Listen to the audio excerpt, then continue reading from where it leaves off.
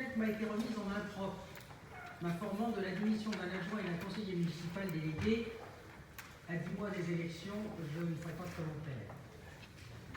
Bien qu'il se soit déjà précipité sur les réseaux sociaux pour en faire l'annonce, comme il s'est précipité pour remettre il y a quelques minutes la copie de la lettre qu'il aurait envoyée par boîte postale recommandée qui n'est pas encore parvenue, ces messieurs veulent me forcer la main. Mais me mettre devant le fait accompli, c'est pas extrêmement grave. Donc je vais laisser la parole à M. Monnier, avec lequel je n'imaginais pas avoir de divergence, qu'elle soit publique ou privée, si ce n'est par le biais de l'honneur. Jusqu'à présent, M. Monnier et M. Ardel ont voté comme la majorité municipale le souhaitait. Ils faisaient partie de la majorité municipale. Ils veulent se séparer de la majorité municipale et voler de leurs propres ailes à 10 mois des élections, des futures élections municipales. Donc je peux comprendre, et donc je vais laisser M. Monnier, qui m'a annoncé qu'il était président du fameux groupe qu'il envisage de constituer avec M. Ardel, à deux, de présenter sa lettre de démission, en tout cas sa démission, que je confirme ne pas encore avoir reçue. Donc M. Monnier, si vous voulez vous exprimer en quelques minutes, vous avez la parole, car je suis totalement démocrate et donc je vous laisse vous exprimer. Comme ça, le problème sera réglé plus rapidement. Je considère que cette façon de procéder sur les réseaux sociaux et ailleurs, c'est moyen. Enfin bon, chacun voit midi à sa porte. Monsieur Monnier. Merci Madame le maire.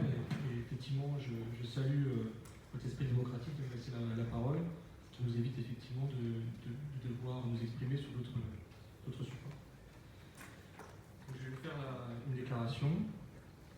Madame le maire, Mesdames, Messieurs les élus, Mesdames et Messieurs, il y a quelques heures, Patrice Ardel et moi-même avons annoncé à Madame le maire notre décision de rendre nos délégations d'adjoints au maire délégués au développement économique et des conseillers municipaux délégués aux projets et équipements urbains. Nous l'avons fait avec sérénité, sans volonté de régler nos comptes. Que personne n'en doute, renoncer à nos délégations et quitter la majorité municipale est un crève-cœur. C'est une décision douloureuse, mais elle s'imposait. En effet, depuis le premier jour de notre élection et jusqu'au dernier moment de notre mandat, nous nous sommes attachés à poursuivre un double objectif, servir les Moiséens et tenir nos engagements. Le mandat d'élu local est sans doute une des plus belles fonctions. Il permet de travailler sur des projets locaux concrets et visibles de tous. C'est le mandat qui permet d'agir sur le quotidien des habitants en matière d'éducation, de logement, de commerce, de sécurité, etc. Et cela en contact quotidien avec les habitants afin de recueillir leurs attentes, leurs sujets de satisfaction et également leurs critiques. En ce qui me concerne, exercer la fonction d'adjoint au maire en charge du développement économique a été un véritable bonheur.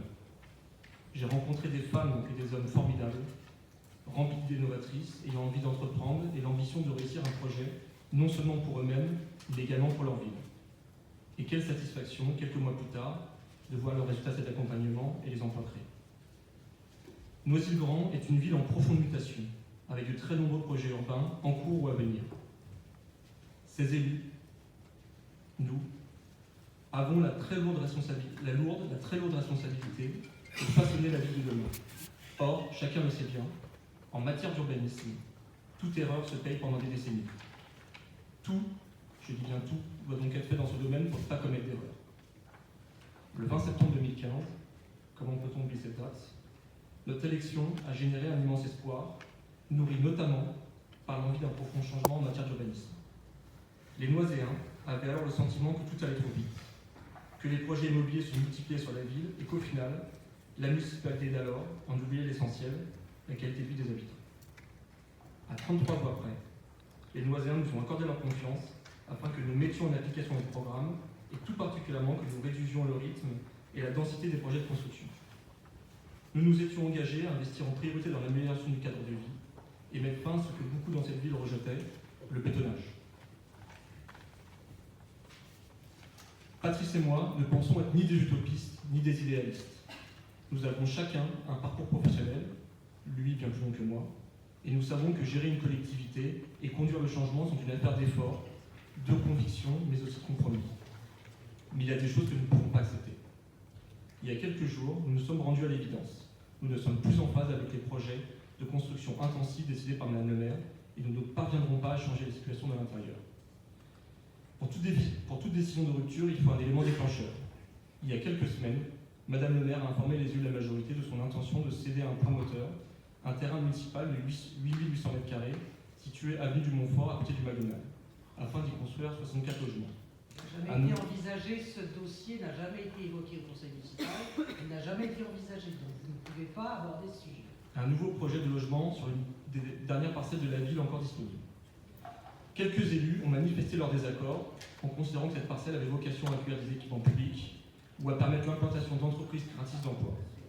La vente à un promoteur d'un terrain stratégique pour construire 64 nouveaux logements ne nous apparaissait ni pertinente financièrement, ni adaptée pour répondre aux besoins de la ville. Ceci a constitué l'élément déclencheur.